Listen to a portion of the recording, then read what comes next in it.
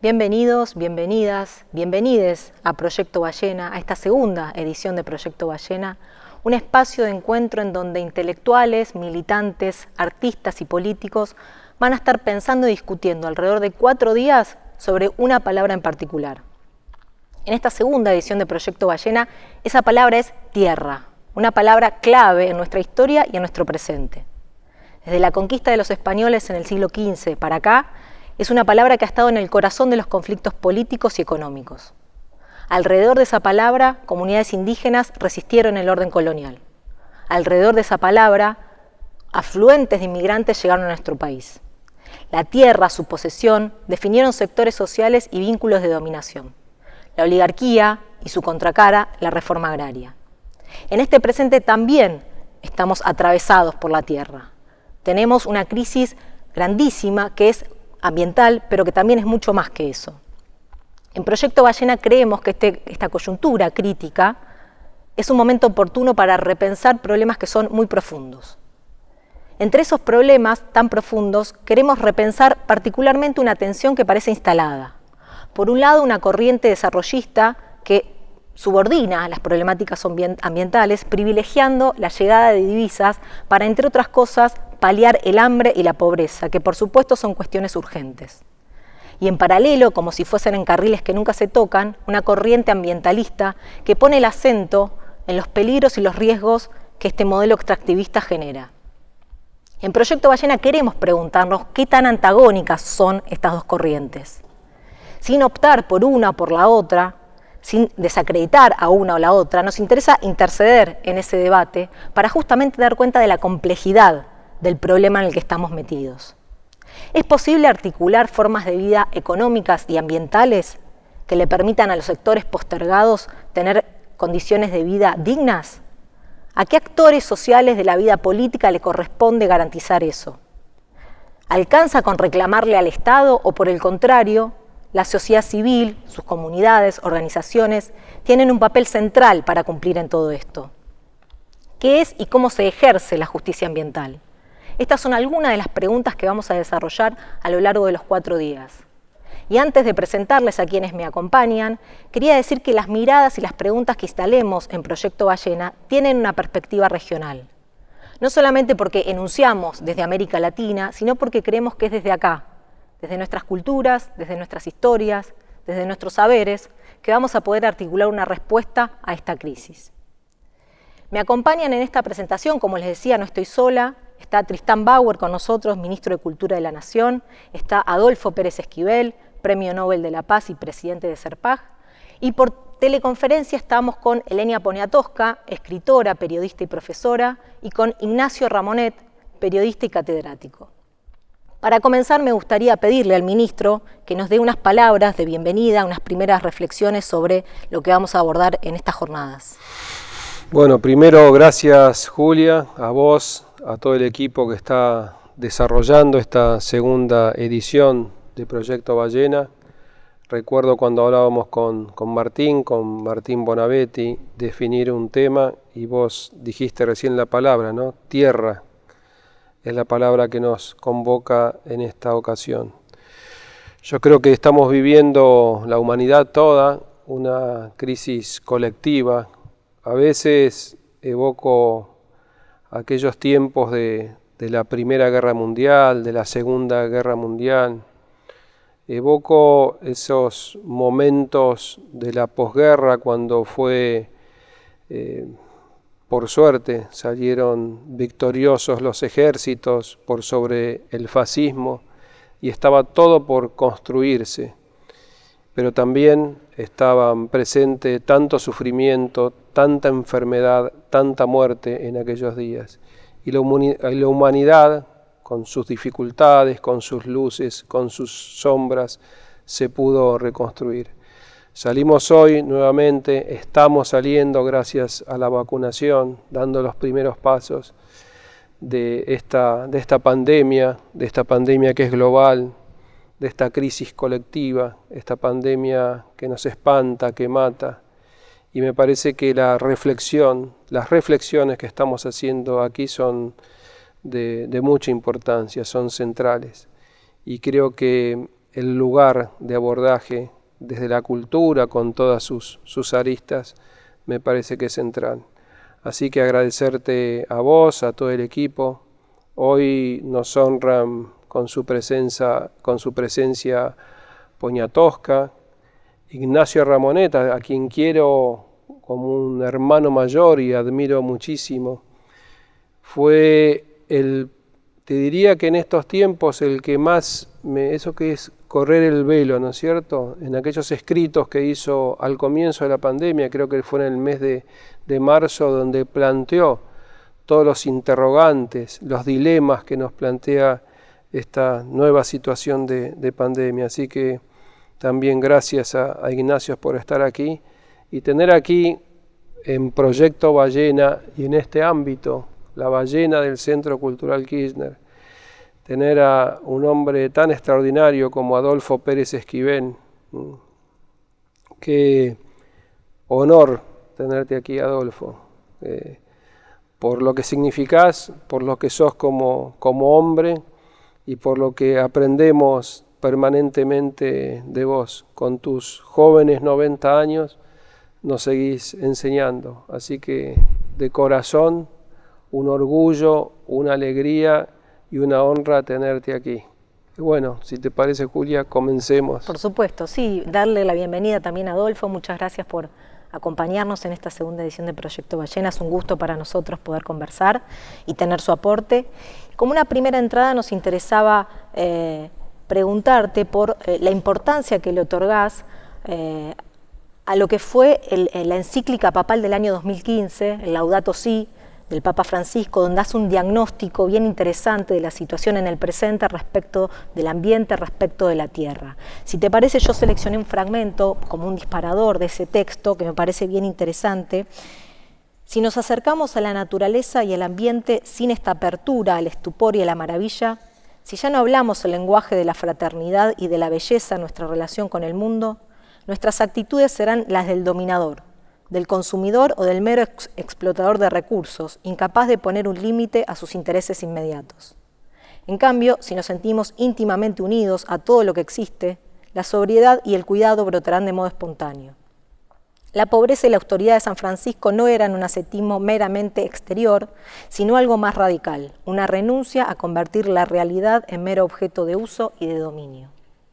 Quería pedirles que se explaye alrededor de este texto tan importante que el Papa produjo en ese momento y a partir de esta cita, si quiere algo en particular, pero en sí nos interesa esta mirada más general suya alrededor de esta intervención del Papa. Bueno, les agradezco de estar con ustedes, con Tristán, que nos conocemos hace muchos años, de estar contigo, Julia, con todos los compañeros, compañeras. Y la Laudato Si es un llamado a la conciencia, a la reflexión de la relación del ser humano con la Madre Tierra, con la naturaleza en general, con el cosmos, con Dios. Desde la perspectiva del Papa Francisco, muchas veces lo hemos conversado en Roma con él, decía que esta encíclica no es solo para los católicos, está abierto para la conciencia y la responsabilidad de todos los pueblos, de todas las religiones.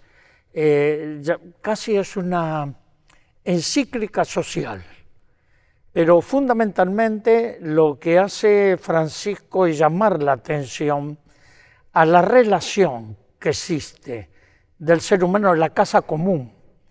Cuando habla de la casa común es ¿qué estamos haciendo? Estamos destruyendo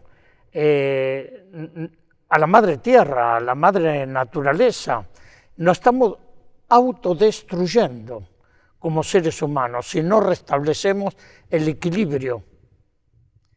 Y esto es de reconocernos que somos parte y no los dueños o dueñas de la madre tierra. Entonces la encíclica va desarrollando lo bien, los recursos de la creación, por eso habla de San Francisco, ¿no? San Francisco en ese canto extraordinario de hermano sol, hermana luna, no el hermano lobo, es la comunión del ser humano. Y Y es importantísimo en esta época que estamos sufriendo no solo conflictos armados, esta pandemia que le acaba de mencionar Tristán, esta pandemia que es consecuencia de maltrato del ser humano a la naturaleza, la contaminación de ríos, de mares, la destrucción, la deforestación, y esto únicamente lo podemos superar restableciendo el equilibrio. La vacuna va a ayudar, pero no va a resolver el problema. Entonces, lo que hace el Papa Francisco es profundizar en esta relación de que somos hijos e hijas de la Madre Tierra. Ahí mencionaste en un momento a los pueblos originarios, y enseguida me acordé de los pueblos, hace 50 años que trabajo con ellos en todo el continente, de los mapuches. Mapuches significa gente de la tierra. Son hijos e hijas de la tierra. Y si nosotros no reconocemos esto, estamos perdidos y perdidas, ¿no? Porque es ¿cómo vamos qué mundo le vamos a dejar a nuestros hijos y a los hijos de nuestros hijos? Si le estamos destruyendo, por ejemplo, la desertificación, lo de monte, la contaminación, ¿qué futuro les espera? El futuro se construye con el coraje que tengamos de hacer el presente. Lo que hoy sembramos es lo que vamos a recoger. Y el Papa Francisco apunta a eso, a un llamado a las conciencias. Buenísimo, muchas gracias, Adolfo. Vamos a darle la bienvenida a Elena Poniatowska desde México. La saludamos, Elena, un gusto. Muchas gracias por participar en Proyecto Ballena. Me da muchísimo gusto a través de del tiempo y de la distancia poder saludarlos y felicitarlos.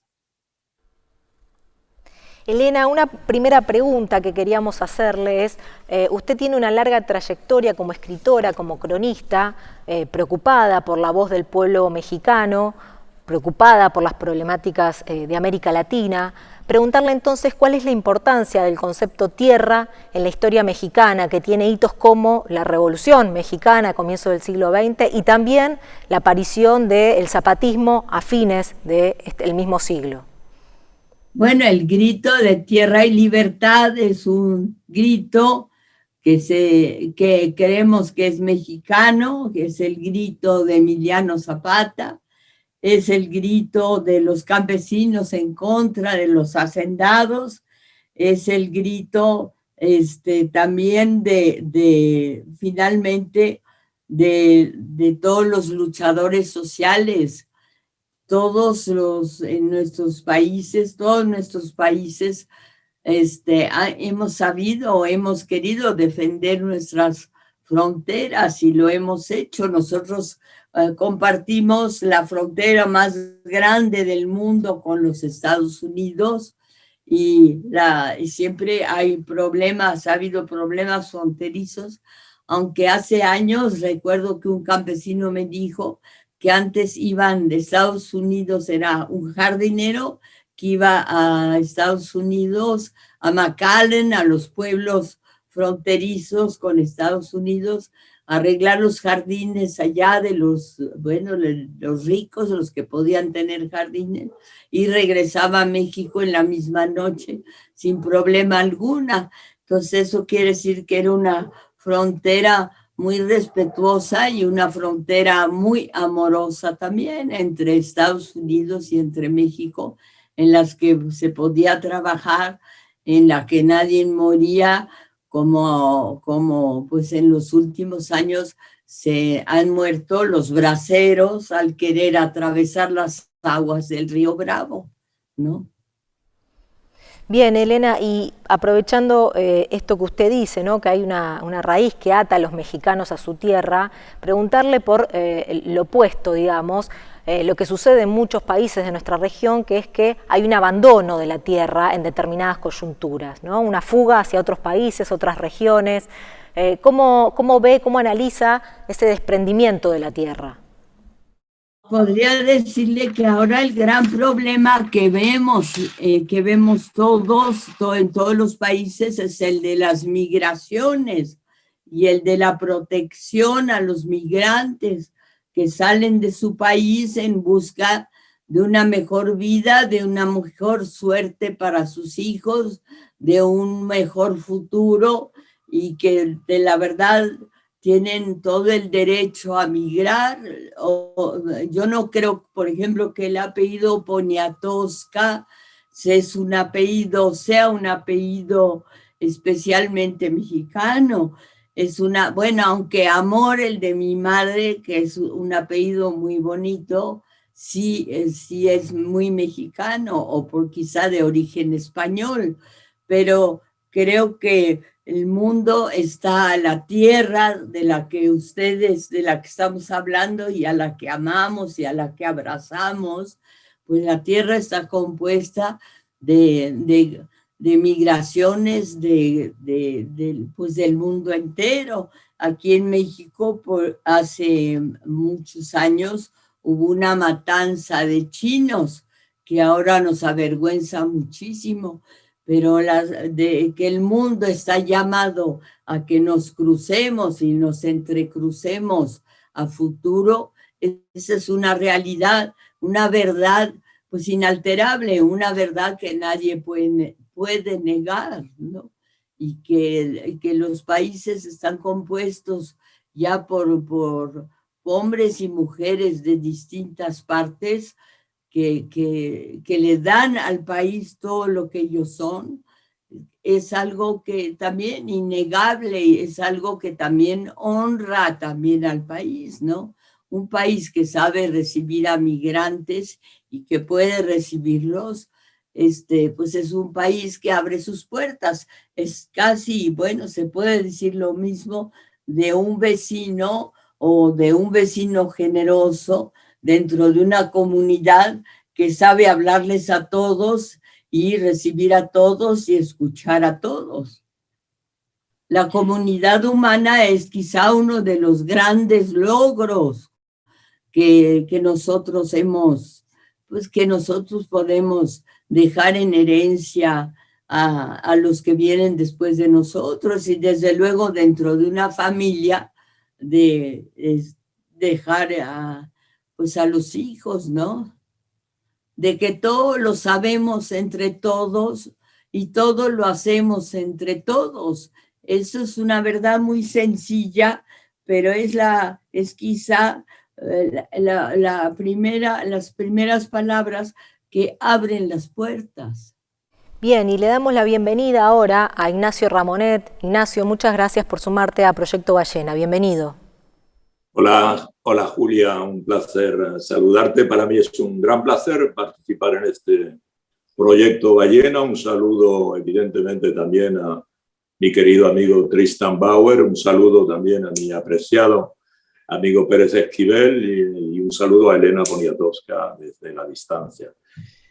Bien, Ignacio, como una primera pregunta nos gustaría pedirte una reflexión sobre la primera hora de los gobiernos populares en América Latina del siglo XXI, fundamentalmente en relación a las mayorías sociales por un lado y por otro al anhelo de la tierra, ¿no? Decíamos antes las comunidades indígenas que resistieron el orden colonial, hablábamos de los inmigrantes que llegaron con el anhelo de la tierra, y también hay que hablar en el presente de mayorías que viven en condiciones de hacinamiento con la imposibilidad de acceder a la tierra.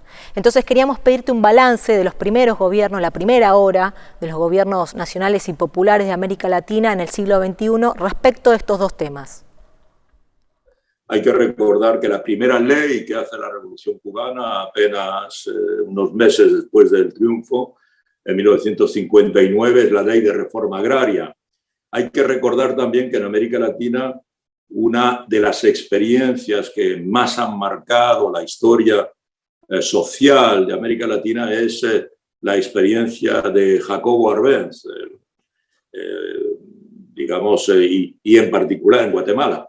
Y en particular Jacobo Arbenz, como sabemos, fue derrocado por un golpe de Estado teledirigido por la CIA, por Estados Unidos, en 1954. Jacobo Arbenz había sido elegido democráticamente, era un oficial del ejército, pero con ideas precisamente avanzadas, y esencialmente fue derrocado porque hizo una reforma agraria. Así que la reforma agraria ha sido algo fundamental. No podemos olvidar que la primera gran revolución del siglo XX es una revolución que tiene lugar en América Latina, es la Revolución Mexicana de 1910, y que se hace en nombre de tierra y libertad. O sea, que efectivamente la tierra está muy ligada a la reivindicación fundamental en América Latina en todos los periodos. También es a la vez una reivindicación, y es también, podríamos decir, Julia, una fatalidad.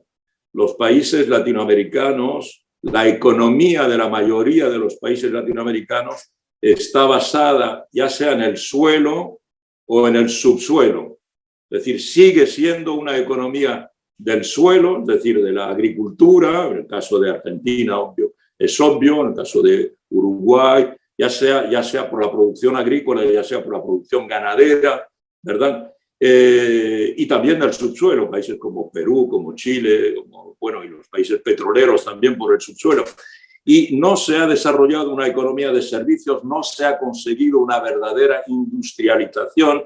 En este sentido hay como una fatalidad, y hay países que ni siquiera han hecho, evidentemente, una reforma agraria, entre ellos Colombia. Y Colombia, donde se están viviendo los acontecimientos que conocemos y que en parte son la consecuencia del largo enfrentamiento que hubo en los años, durante 50 años, desde 1948, también porque los sucesivos gobiernos, esencialmente representantes de la oligarquía de la tierra, no han querido hacer reforma agraria. Entonces, y Brasil tampoco ha hecho una verdadera reforma agraria. Entonces, efectivamente, los gobiernos, en particular a partir del año 99, cuando es elegido por primera vez Chávez, pero luego todos los sucesivos gobiernos de los que tú hablas, que son representantes de fuerzas populares y democráticas, en particular, el de Evo Morales en Bolivia, el de Rafael Correa, el de los Kirchner en Argentina, también el del Frente Amplio en Uruguay. Todos estos gobiernos pues tratan de llevar a cabo estas aspiraciones fundamentales, que son por una parte, también consolidar el Estado y el Estado de Derecho, los servicios públicos.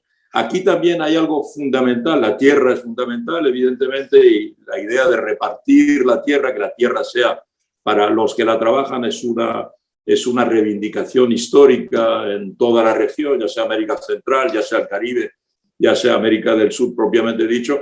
Pero también otra reivindicación fundamental es que el Estado tenga unos servicios públicos que estén a la altura de lo que la ciudadanía necesita, recordando una cosa sencilla, que los servicios públicos son el patrimonio de los que no tienen nada. Cuando alguien no tiene nada, tiene una escuela pública gratuita. Cuando alguien no tiene nada, tiene un hospital gratuito y una asistencia sanitaria gratuita. Cuando alguien no tiene nada, tiene un transporte público subvencionado y barato. Entonces, ha habido esta reivindicación, y esta primera ola, digamos, de gobiernos progresistas llevaron a cabo con mucha coherencia esta consolidación del Estado. Y esto de manera tanto más sorprendente o contrastada que estábamos en el apogeo del neoliberalismo. Y el neoliberalismo significa esencialmente la reducción del Estado, la contracción del Estado, ¿verdad? La reducción del número de funcionarios, la supresión de puestos, la reducción de todo lo que es el gasto público. Y al reducir el gasto público, pues evidentemente se reduce la dimensión, la talla, la maqueta del Estado. Buenísimo. Volvemos a Adolfo. Quería hacerle una pregunta respecto a una coyuntura muy particular, que fue la que en 1992 se conmemoró el 5º centenario de la conquista española a América. Una coyuntura en donde se generó una discusión entre algunos sectores que festejaban ese acontecimiento y ese vínculo colonial que nuestra región mantuvo con España, pero también fue un momento en donde diferentes comunidades, diferentes intelectuales, personalidades aprovecharon para discutir e intentar comenzar otra narrativa sobre la historia de nuestra región. Y es ese año en que usted realiza una obra de arte llamada Vía Crucis Latinoamericana, que me interesaba preguntarle particularmente. A quienes nos acompañan les recomendamos que la busquen en internet porque es una obra muy preciosa, que tiene como tema la tierra, la naturaleza, el ambiente, las comunidades indígenas. Entonces quería preguntarle un poco qué lo impulsó a realizar esa obra y si de alguna manera tuvo que ver con ese clima, esa discusión que se estaba realizando por ese entonces respecto del quinto centenario de la conquista española a América Latina. Bueno, es un tema siempre polémico, porque la conquista europea, en este caso la española, es una invasión, es la apropiación, no vinieron a civilizar. La cruz y la espada era la misma cosa. Vinieron a imponer y a saquear el continente. Es decir, el problema de la tierra, la apropiación de la tierra, de los recursos, del oro. Cuando uno comienza a ver Pizarro, lo que pasa con el Inca, con Atahualpa, lo que pasa en México, ¿no? Con Cortés, que de Cortés no tenía nada. Pero también la destrucción, la esclavitud. Colón lo primero que hace es llevarse como 400 indígenas y los venden en Sevilla. Entonces, los seres humanos no cuentan como seres humanos. Y después la esclavitud africana. Entonces, esto es de destrucción, de apropiación. Pero en América Latina me acordaba de Eduardo Galeano, que se cumplen 50 años de las venas abiertas de América Latina. Yo estoy escribiendo sobre eso. Las venas abiertas de América Latina siguen abiertas hasta el día de hoy. No, porque los pueblos, en ese paño de Cuaresma, represento que el movimiento Los Sin Tierra, los campesinos, lo que está en Brasil, pero también en toda América Latina la lucha por el derecho a la tierra. Cada vez son más expulsados los naturales y terminan en las favelas, en los tugurios, en las villas miserias. Yo digo que la miseria cambia de nombre en cada país, pero en todos los lugares tiene el mismo rostro. Esa es la destrucción. Ignacio Ramonet habla también de la cuestión de la tierra, de las invasiones. Hubo quienes intentaron y no pudieron. Voy a hablar de Hugo Chávez. Hugo Chávez, a quien conocí mucho y me honró siempre su amistad, era un hombre que pensaba con la mentalidad bolivariana, de la patria grande, no de la unidad continental. Es la única forma de salir de esto. Pero sin embargo tenemos Monroe piensa en América Latina como el patio trasero, hasta el día de hoy. Cuidado, no nos imponen las dictaduras militares a través de la doctrina de la seguridad nacional.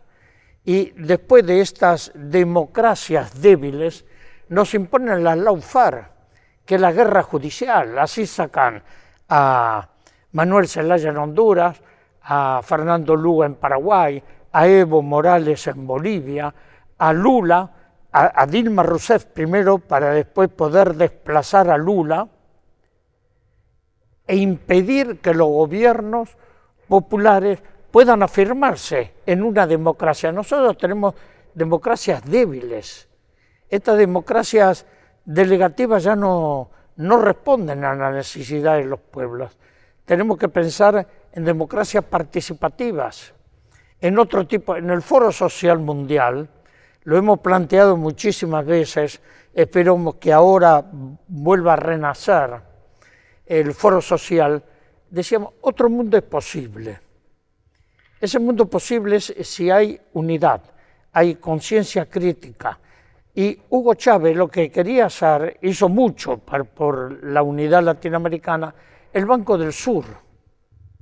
Porque nosotros, fíjate, actualmente en Venezuela le han congelado los fondos. Entonces no tienen posibilidades de un desarrollo. ¿Y quién le congela el fondo? ¿Quién lo bloquea? Estados Unidos. ¿Qué pasa? Lo que nosotros comprobamos, porque ahí sería largo, pero lo voy a sintetizar, trabajamos mucho con la revolución sandinista. Tristán fue de camarógrafo en ese entonces, era un pibe, Exacto. como ahora. Qué hermoso recuerdo que traes, Adolfo. No, y en ese entonces, que filmó toda la gira que hicimos, estuve varias veces, ahí comprobamos algo que es muy grave y que se silencia siempre. La guerra y el narcotráfico van unidas. La guerra se financia con el narcotráfico. Colombia. ¿Qué pasa en Colombia? Un país se vota, pero no es una democracia. Eduardo Galeano a eso le llamaba democraduras, porque siempre tenía ese juego de palabras así muy fuertes, muy activas. Pero nosotros, ¿cómo soportamos tantas dictaduras?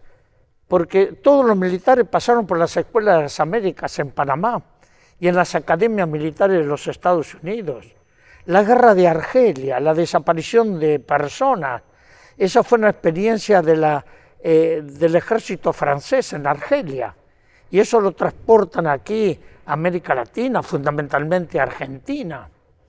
Entonces, creo que la única posibilidad que tenemos es la unidad en la diversidad. No tenemos que pensar todos iguales, pero tenemos que tener objetivos claros hacia dónde vamos, los problemas de la tierra, del medio ambiente. Pero estamos ante sociedades capitalistas, neoliberales, que privilegian el capital financiero sobre la vida del pueblo. Esto es lo tremendo. ¿Cómo recuperamos? Y en esto, sintetizando, porque sería largo poder profundizar, es la resistencia cultural. Esta resistencia cultural es la toma de conciencia de los pueblos, pero estamos sometidos a medios de información que son dominantes, porque son parte del sistema los medios de comunicación. ¿No? Yo he publicado cosas, la incomunicación de los grandes medios hegemónicos de comunicación, ¿no? Porque van generando una conciencia colectiva. Yo a esto le llamo el pensamiento único, y ahí voy más al fondo, que es el monocultivo de las mentes, ¿no? Y esa es la dominación. La dominación pasa por lo cultural, porque si no, no estaríamos así de aceptar. Fíjate, los medios de comunicación nuestros, el 90% habla todos los días de Estados Unidos, pero no hablamos de África, no hablamos de América Latina, de la cultura latinoamericana, que es extraordinaria, extraordinaria, de sus artistas, de sus escritores, de los pueblos, de los campesinos, la riqueza que hay en la sabiduría del pueblo, de los pueblos. Entonces, el mural ese tiene que ver el ayer y el hoy. Y ahí aparecen también algo que son los mártires de América Latina. Monseñor Romero, Angelelli, Chico Méndez, por defender la floresta, no, las madres, las abuelas, los indígenas, Tupac Amaru. ¿Qué defendían ellos? Defendían el derecho, los derechos humanos como derechos universales. Entonces, desde esta perspectiva es que tenemos que volver a retomar lo que es la identidad, la pertenencia. Nosotros, nuestra identidad, ¿quiénes somos? ¿Cuál es nuestra pertenencia? Porque si no profundizamos en quiénes somos, estamos perdidos. ¿Hacia dónde vamos con todo esto? Son siempre las preguntas existenciales, pero no hay que perder la esperanza, porque en América Latina hay mucha fuerza y hay tres grandes ejes que yo tengo la vista ahí puesta, que es, uno, los movimientos indígenas, que vuelven a recuperar su identidad, la palabra, la lengua. Es extraordinario recuperar la palabra, esa palabra que le llamo que camina, no la palabra estática. Esa palabra que es transformadora, liberadora. Las organizaciones populares, las redes, las alternativas sociales, políticas, culturales, espirituales. Y hay un eje fundamental que es el movimiento de mujeres. A las mujeres no les regalaron nada, lo conquistaron a fuerza de luchas sociales, políticas, culturales, espirituales. Y el movimiento de mujeres son como los ríos subterráneos, que no los ves, pero que en un momento tienen tanta fuerza que esos ríos subterráneos rompen, salen a la superficie y arrasan todo, lo bueno y lo malo. Pero después esos ríos van buscando su cauce. Cuando la agua se calma, ves la transparencia y podés ver el sedimento del río, ¿no? Y esa es la revolución de nuestro tiempo, ¿no? Esa acción transformadora y liberadora. Muchísimas gracias, Adolfo. Vamos a seguir, por supuesto, conversando de esto. Les recomendamos nuevamente a quienes están acompañando esta presentación que busquen el mural, porque en internet te aparece, porque realmente vale y mucho la pena. ¿Dónde está el mural en la actualidad? Está en Münster, en Alemania, pero está reproducido en todos lados. Varios lugares. En Japón, en la India, en Estados Unidos, en toda América Latina. Buenísimo. Bárbaro. Así que... Sí, porque vale mucho la pena realmente. Volvemos a Ignacio Ramonet con una segunda pregunta que queríamos hacerle. En este caso, referido a si cree que en este siglo XXI las tradiciones nacionales y populares de América Latina pueden entramarse con las luchas y los reclamos ambientales. Y esta pregunta tiene que ver con que estamos viendo en el último tiempo, sobre todo en Europa, que corrientes ideológicas, partidos políticos más ligados a la derecha, más ligados a tradiciones conservadoras, retomaron como propias algunas de estas banderas ambientales, algunos de estos reclamos ambientales. Entonces queríamos preguntarle si cree que la tradición nacional y popular de América Latina puede disputar de alguna manera ese espacio con la derecha más conservadora. Sí, yo pienso que sí, que en el debate ecológico ahora ya tiene, podríamos decir, unos 40 años, quizás más de 40 años, a nivel amplio. Que históricamente, además, cualquier antropólogo, cualquier sociólogo de la reivindicación medioambiental diría que son corrientes conservadoras, históricamente conservadoras, de la conservación del patrimonio, la conservación del patrimonio natural. Vienen de una tradición conservadora.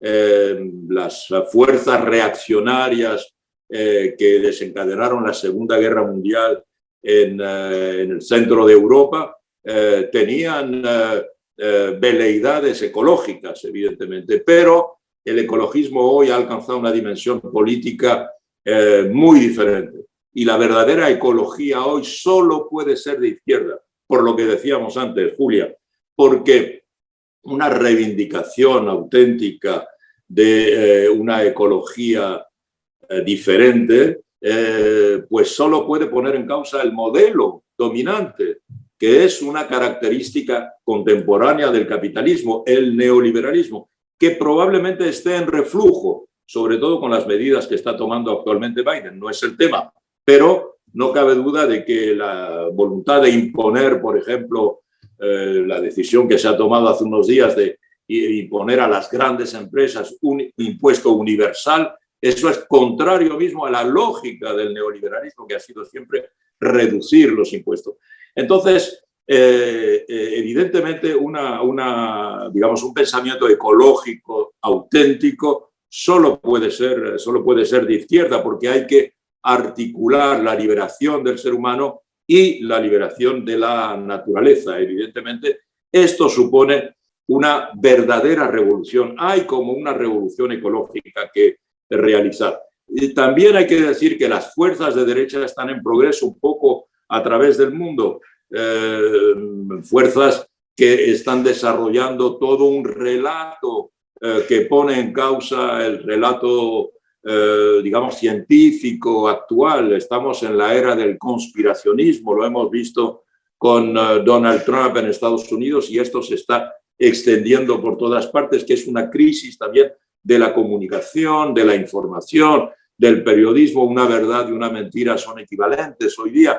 Por consiguiente, esto es racionalmente, filosóficamente, algo que perturba a todo el mundo. ¿Cómo podemos afirmar tal cosa si lo que afirmamos está basado en hechos concretos y en demostraciones científicas?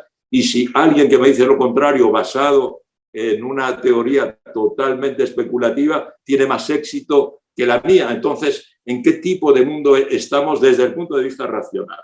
Entonces, sí, la respuesta es sí, las fuerzas progresistas en América Latina deben seguir defendiendo una concepción del medio ambiente, una concepción de la ecología mucho más exigente, pero también eso va con consideraciones sobre la sociedad, ¿verdad? Bueno, Argentina ha dado el ejemplo con el aborto, pero hay aún países progresistas que tienen una actitud muy conservadora sobre ese tema, o sobre el matrimonio entre personas del mismo sexo, cosas de estos elementos que hasta ahora no se leían en términos de clase, porque no se pueden leer en términos de clase, pero que forman parte del patrimonio de la nueva izquierda, o de la izquierda que está en el siglo XXI y se dispone precisamente a establecer una concepción total y global de la gestión de la sociedad. Muchas gracias, Ignacio. Volvemos a Elena Poniatowska con una pregunta que nos interesaba hacer, que tiene que ver con preguntarle respecto de su hacer como escritora, ¿no? ¿Qué papel juega la naturaleza en su narrativa, por un lado, y por otro lado, cuáles son las deudas, los pendientes que tiene la literatura latinoamericana respecto de la naturaleza? Bueno, falta muchísimo la protección de la naturaleza. En la literatura, como usted lo dice, tenemos escritores que han escrito sobre la naturaleza. Allí está, por ejemplo, Rosario Castellanos, que es una novelista, una poeta que escribió sobre Chiapas, su lugar de origen, sobre los árboles de Chiapas, sobre, bueno, sobre las lavanderas en los ríos que lavan la ropa, sobre la relación de la mujer con la naturaleza, sobre las mujeres que todavía es una costumbre, paren a veces amarradas, se agarran al tallo de un árbol porque ese árbol les da fuerza y porque además si les duele se sienten más protegidos. Por las mujeres que incluso se acuclillan, que es la mejor forma de parir,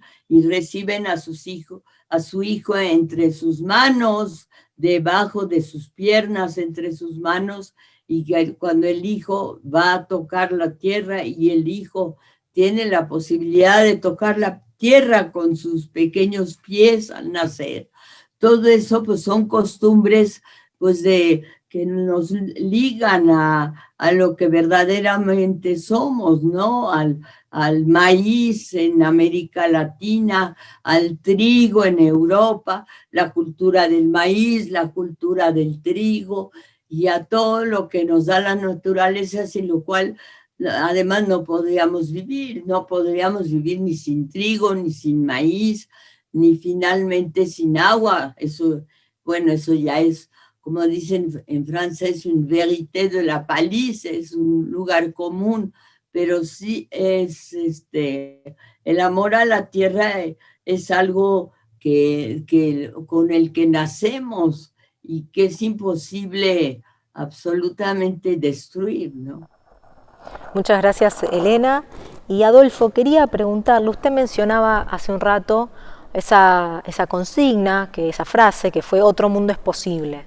Quería preguntarle respecto de la Tierra, ¿qué otro mundo es posible hoy, en el siglo XXI? Hay que transformar las estructuras actuales. Creo que la pandemia también nos está mostrando que esto es un corte, una etapa de la humanidad. Si queremos que este mundo se desarrolle en plenitud, porque no hay sociedades estáticas, toda sociedad tiene una dinámica permanente de transformación. Hay un filósofo francés, paleontólogo, ya hace muchos años, Teilhard de Chardin, que habla de que la humanidad tiene el universo, ¿no? La biogénesis, la antropogénesis y la cosmogénesis son procesos de evolución. Y toda sociedad también tiene ese proceso de evolución.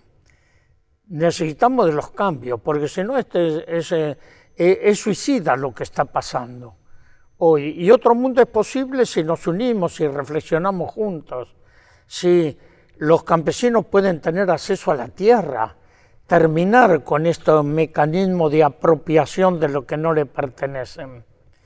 Voy a poner un ejemplo muy concreto. Aquí en Argentina hay empresarios que han comprado la mitad de la Patagonia. Me voy a referir a uno, Luciano Benetton.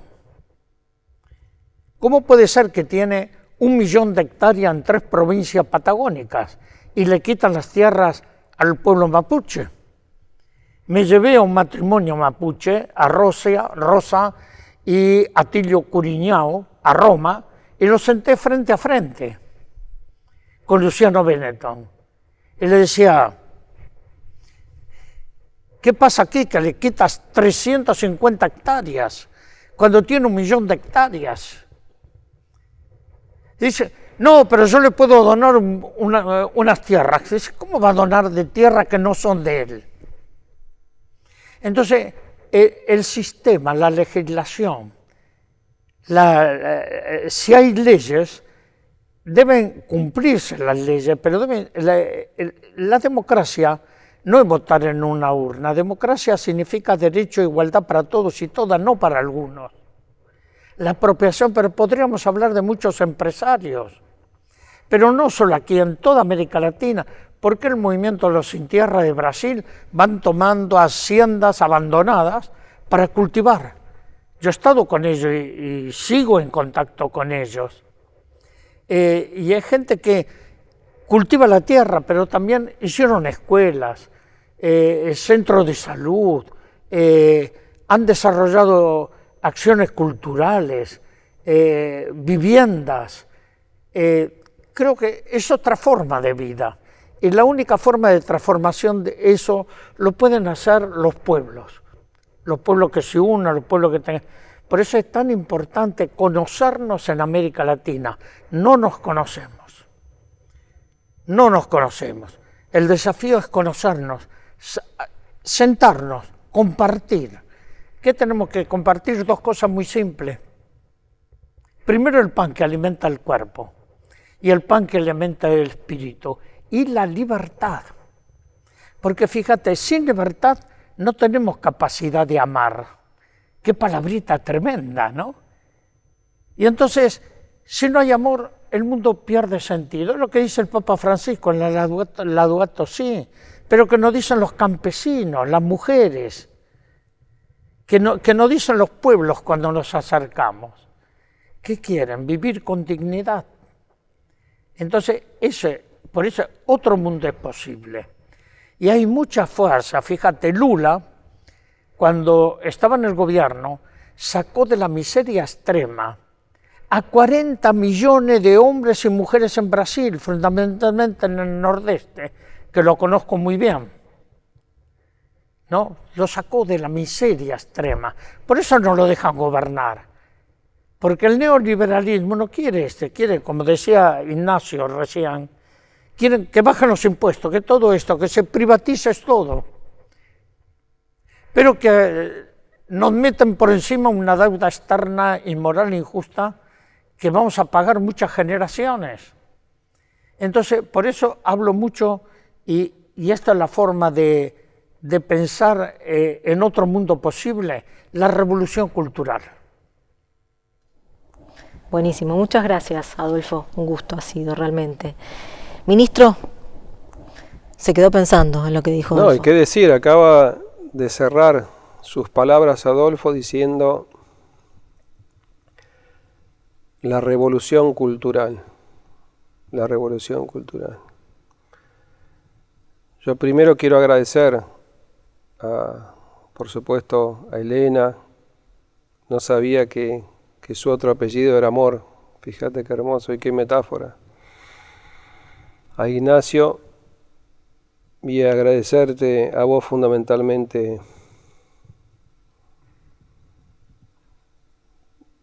por tu sabiduría de estos minutos, y me trajiste a la memoria, lo tenía olvidado.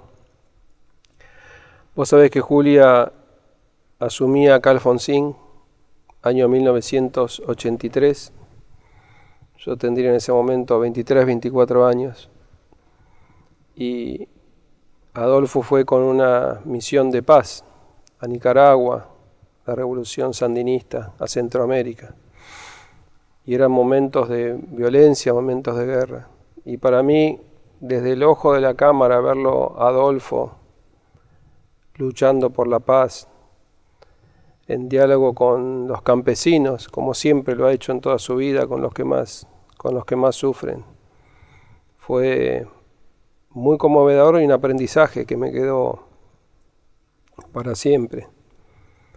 Escuchar a Adolfo hablar de resistencia cultural, escuchar a Adolfo de esa aberración, 1 millón de hectáreas de Benetton. En este mundo que nos toca vivir, mundo de pandemia, mundo en crisis cultural, pero nuevamente esos desequilibrios. 2.000 multimillonarios ostentan la misma riqueza económica, por supuesto, no humana, que estaríamos hablando de otra dimensión, de otra profundidad, que 4.600 millones de seres humanos. 4.600 millones de seres humanos en un mundo que sufre el hambre. Elena hablando de las migraciones. Y en esa Patagonia, vos sabés, Adolfo, hace pocos días, visitándola una vez más, tierra profunda, hermosa, nos acercamos hacia lo que conocemos hoy como la Cueva de las Manos, donde esos pueblos originarios, hace tan datadas en 9.000 años aproximadamente, dejaron ahí como una seña, como vos dejaste tu moral, como una seña, eso que parece decir aquí estuvimos y aquí estamos en este presente, ¿no? Esos pueblos originales que construyeron también nuestra América. Y nos obliga a... Hablábamos con Ignacio, con Ramonet, hace un momento, antes de entrar en el contacto, de que esta situación nos obliga a una redefinición de futuro, pero también a una redefinición de pasado.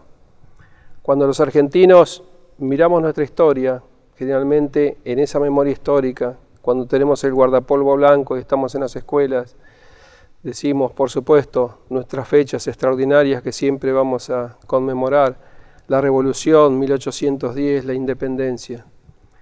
Pero cuando uno mira en la línea de tiempo y nos vamos 9.000 años atrás, empezamos a ver esa historia y cuánto tenemos que aprender de esa memoria de nuestros pueblos. Me parece que la tarea es inmensa y Julia, te vuelvo a felicitar y a todo el equipo por centrarnos en la tierra. Hablaba Ignacio de la Revolución Cubana, de esa reforma agraria y lo que significó culturalmente. Estamos en el Ministerio de Cultura de la Nación Argentina. Lo que significó esa reforma agraria. y volvemos entonces a la tierra. Hablaba Adolfo del monocultivo de las mentes, monocultivo de las mentes. Nosotros somos defensores aquí, Adolfo, de la diversidad cultural, ese concepto que es fundamental, y vos contraponés. Bueno, ahí están los medios de comunicación, sembrando el monocultivo de la mente. La palabra cultura es una palabra bellísima, hermosa, y viene, muchas veces la asociamos al Ministerio de Cultura, ahí está la pintura, ahí está la poesía, ahí está esta sala extraordinaria que hoy nos da cobijo, y por supuesto que las disciplinas artísticas son fundamentales, vos como artista también lo sabés, pero esa palabra cultura es mucho más vasta, ¿no? Y viene en su origen del cultivo, del cultivar la tierra, que lo hacemos en comunidad, para que florezca ahí la naturaleza. Y entonces creo que la tarea es muy grande, y creo que, como lo marcaron los tres, estamos en un momento muy particular de nuestra historia. Vos dijiste y hablaste de compartir el pan, hablaste de otra palabra central, compartir el pan, compartir la libertad, y hablaste también del amor, de la centralidad que tiene el amor en esta voluntad, en este deseo y en esta tarea que tenemos de construir ese mundo que imaginamos y que queremos mejor. Y teniéndote acá, yo debo sumar una palabra más. Dijiste pan, dijiste libertad, dijiste amor, y tenemos que sumar, y sobre todo en estos tiempos, la palabra paz. La palabra paz, que se contrapone a la palabra violencia. Y de las manos de tantos recuerdos, de tanta memoria, no sabía que estábamos conmemorando dentro de poco 50 años de las venas abiertas de América Latina. Recordemos a Eduardo Galeano, que ha sido tan importante para nosotros. Nos venía a visitar a Canal Encuentro y hacíamos muchos programas con él, porque otro hombre de una sensibilidad, una sabiduría, y ese libro y el abordaje de la tierra en que hace Galeano ese libro y que nos marcó a todos generacionalmente. Y ahí se preguntaba y nos preguntaba Adolfo, ¿quiénes somos? ¿Quiénes somos? ¿A dónde vamos? ¿Quiénes somos y a dónde vamos? Y se dijo acá de la centralidad, lo dijiste vos, Julia, al comienzo, vernos como latinoamericanos, que traemos las memorias de aquellos pueblos que llegaron de Beringia, que dejaron esas manos hace 9.000 años, los horrores de la conquista, dijo Adolfo que fue una invasión, y tras los horrores de la conquista, no solamente la explotación de nuestros hermanos los indios, sino esa otra aberración que es la esclavitud, someter a los pueblos, hombres y mujeres, traerlos en esos barcos. Los porcentajes más altos de esos pueblos, de esos hombres, de esas mujeres, morían en esos viajes, esos barcos esclavistas que son una verdadera condena para la humanidad. José Martí lo decía con mucha claridad en uno de sus poemas. La esclavitud de los hombres es la gran pena del mundo. Y José Martí, que nos hablaba de nuestra América y la necesidad de unirnos. Así que bueno, gracias por estas reflexiones, gracias Ignacio, gracias Elena, gracias Adolfo, y en estos tiempos de pandemia, que yo veo ahora con mayor esperanza de la mano de la vacunación, de la mano de un mundo al cual nos invita, se lo mencionó mucho aquí, casi todos los nombraron, al Papa Francisco, a esa toma de conciencia que vamos en la nave, esa nave común, y en este proyecto Ballena, y en esta sala hermosa, que es una construcción humana también, en esta sala que se llama La Ballena. La invitación, la reflexión a todas y a todos a que sigan este ciclo. Y una vez más, gracias Adolfo. Gracias Adolfo Pérez Esquivel. Antes de cerrar, unas breves palabras, simplemente decir que creemos, estamos convencidos que en esta coyuntura crítica es muy necesario entender la complejidad de la problemática que estamos viviendo, también para poder pensar y articular salidas a esta situación. Proyecto Ballena pretende ser una caja de resonancia en donde las diferentes discusiones, las diferentes acciones que se están dando sobre la tierra en América Latina tengan lugar. No para generar una conclusión, para llegar a un resultado unívoco, sino por el contrario, para generar una trama que pueda poner de relieve las diferencias, los matices y los desacuerdos.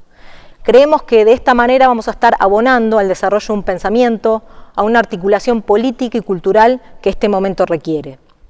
Y para tentarlos y tentarlas respecto de lo que va a venir en los próximos días, les cuento algunas de las cosas que vamos a tener. Una entrevista, varias entrevistas conversadas, una a Jorge Alemán, por ejemplo, psicoanalista y filósofo argentino, a Enrique Leff, que es economista y sociólogo ambiental, que viene trabajando hace mucho tiempo sobre estos temas, a Brigitte Baptiste, una bióloga queer colombiana. Vamos a tener también la presentación del libro del Papa, Tierra, Techo y Trabajo, digo bien, y vamos a tener también una cantidad de intervenciones artísticas programadas por la Secretaría de Patrimonio y Cultura. Pero Proyecto Ballena no sería tal si no le otorgara la voz, si no le diera protagonismo a aquellos y aquellas que día a día viven y trabajan en la tierra. Por eso a lo largo de 4 días van a poder ver conversaciones que Julia Mengolini le va a hacer a diferentes agrupaciones y comunidades sociales.